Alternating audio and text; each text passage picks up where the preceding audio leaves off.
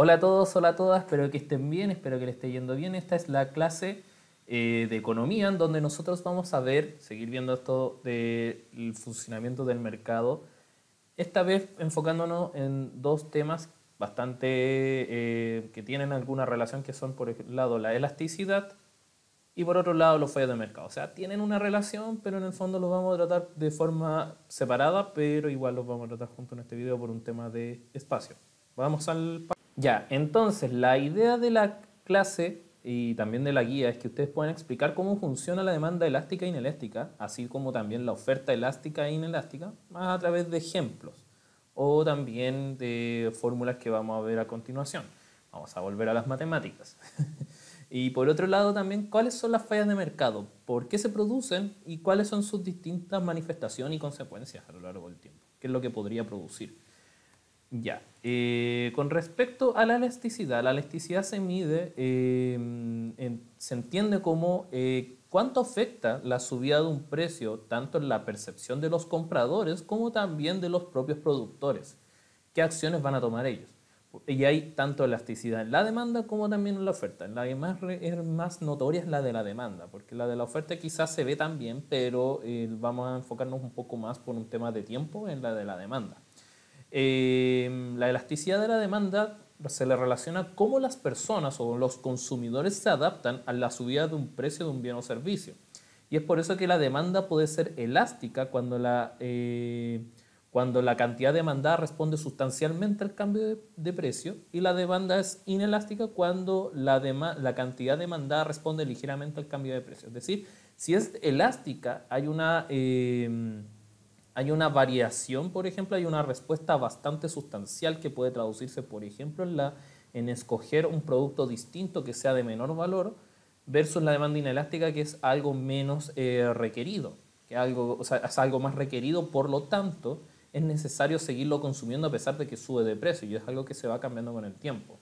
Y por otro lado está la elasticidad de la oferta, que es cómo los productores responden a los cambios de precios y cómo se adaptan a esto. O sea, dentro de algún momento de la cadena de producción, algún valor de algún bien o alguna cosa va a subir, y por lo tanto van a tener que subir el precio. Por lo tanto, es elástica si la cantidad ofrecida responde de forma sustancial a los cambios de precio, mientras que es inelástica si la cantidad ofrecida responde ligeramente. O sea, dependiendo del caso también va a haber una respuesta que puede ser sustancial, o sea, va a tener que haber unos cambios importantes dentro de la forma de producción, versus también de forma inelástica, un cambio inelástico que va a ser no tan va a ser un cambio ligero. O sea, no va a haber una varianza, no va a haber una varianza tanto de precio como de consumo posterior. Entonces, en la guía igual mencioné algunas cosas sobre como el accionar psicológico un poco, porque igual esto de la elasticidad, por lo menos los consumidores tienen varios factores que inciden también como en el propio comportamiento de las personas al momento de tomar decisiones, y ahí también hay varias razones, incluso hasta psicológicos, para definir este tema. Pero también nos vamos a enfocar un poco como en la medición de esto, cómo se mide. Y esto se hace a través de fórmulas matemáticas. Lamentablemente vamos a volver un poco a las matemáticas.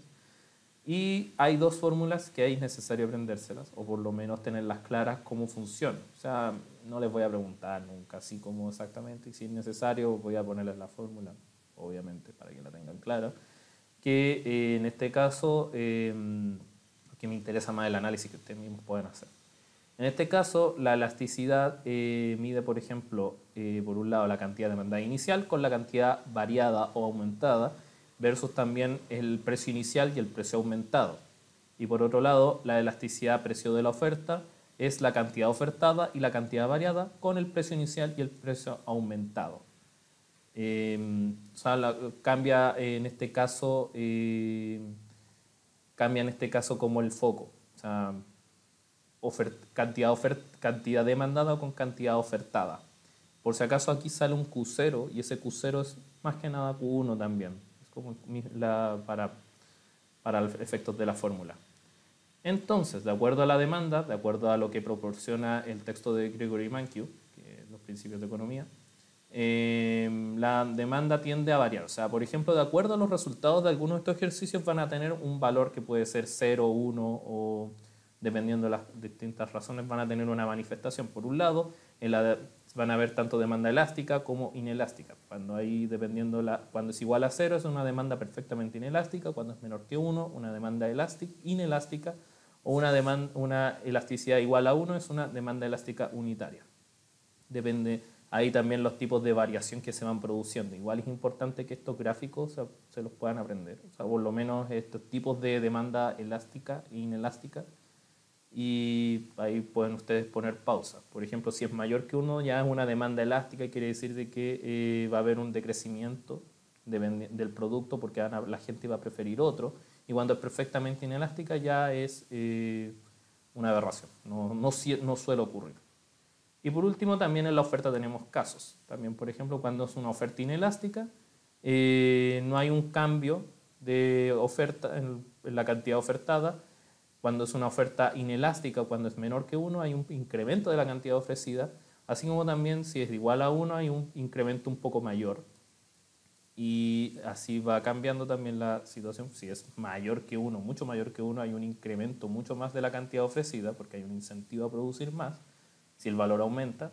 Y ya perfectamente inelástica, que ya no suele mucho ocurrir. Este es un ejemplo relacionado con la actividad que les puse en la guía. Yo igual les dije más o menos una fórmula, y esas fórmulas tienen que aplicarlas dentro de un ejercicio que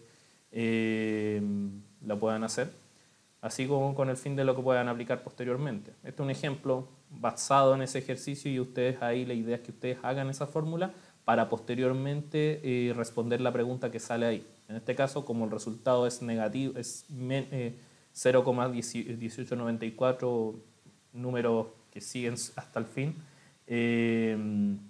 es negativo, y negativo encima, es una demanda inelástica porque corresponde a un valor menor que 1. Ahora con los fallos de mercado. Los fallos de mercado generalmente ocurren cuando hay un aprovechamiento de alguno de los sectores, tanto de oferta como de demanda, o también de acuerdo al mercado existente van a haber como ciertas particularidades de funcionamiento. Y estos son los fallos de mercado. ¿Por qué se les denomina así? Porque afecta al equilibrio entre oferta y demanda, al equilibrio perfecto que suele haber entre ambos. Entre ellos son, por ejemplo, monopolio, oligopolio. Oligopolio puede también estar en la categoría de duopolio también. El monopsonio, oligopsonio y competencia monopolística. El monopolio generalmente se define como la existencia de un solo oferente para un mercado en específico. Es decir, este ofertante controla la producción total y los precios. Y esto hace de que, por ejemplo, nosotros tengamos que caer en los requerimientos y en las ofertas que solamente este productor puede tener. Y es por eso que, por falta de regulación en muchos casos, puede que esta fórmula se mantenga. Y esto provoca igual que los demandantes solamente tengan esa opción para recurrir. En este caso, uno de los ejemplos más claros son los mercados de servicios básicos. Por ejemplo, acá en la región metropolitana generalmente nosotros tenemos Enel, pero en otras regiones puede que haya también una sola compañía de electricidad. Pero generalmente en esta región Enel es quien se lleva la batuta con respecto a la distribución de la energía eléctrica. Y así hay otros ejemplos. La idea es que ustedes busquen ejemplos en la guía. El oligopolio generalmente se reduce a un grupo reducido de oferentes para un mercado. Es decir, estos oferentes también controlan los precios y controlan también la fórmula para poder vender. Por lo tanto, ahí puede que haya incluso pocas diferencias de precios entre sí, así como también productos relativamente homogéneos. Y este ejemplo es súper claro como el caso de lo que ocurría con las farmacias y la venta de remedios. Y especialmente los casos de colusión ocurridos entre estas tres farmacias que son Saicobran, Cruz Verde y Farmacias Ahumada.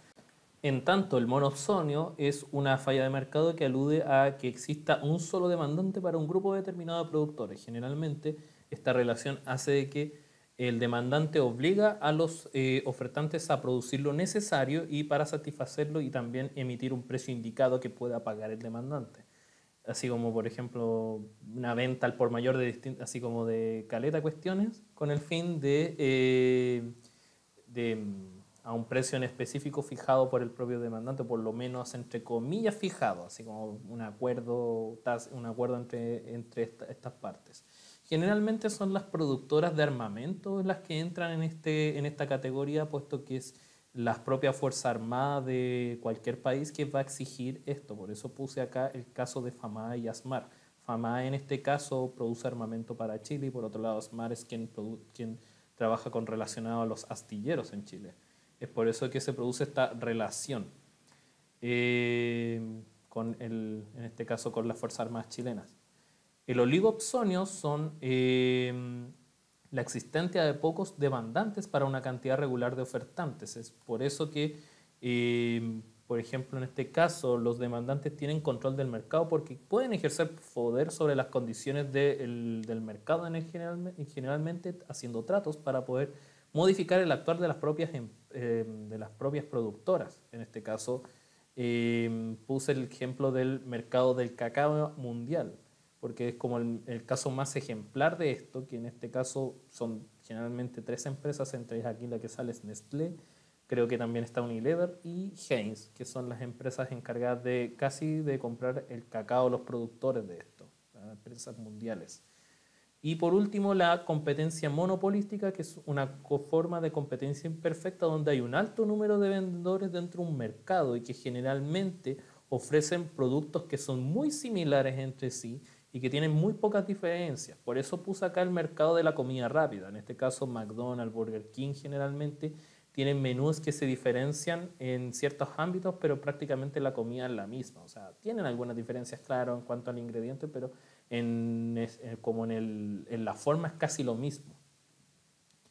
Y los precios son bastante parecidos entre sí. Y con esto llegamos al fin de la videoclase. Espero que les haya quedado claro, espero que hayan entendido un poquito cómo funcionan estos casos. La idea es que ustedes en la guía puedan hablar de ejemplos y también cómo estructurar y qué puede producir esto en alguno de los casos escogidos, qué puede producir esto grande, de acuerdo a lo que ustedes entienden más o menos hasta ahora de cómo podría afectar esto en el mercado en general, en el mercado especificado. Y cualquier cosa o consulta, ustedes saben, mis canales de comunicación como webmail o el Instagram, y estamos en contacto y espero que les haya servido y que les vaya muy bien. Hasta luego.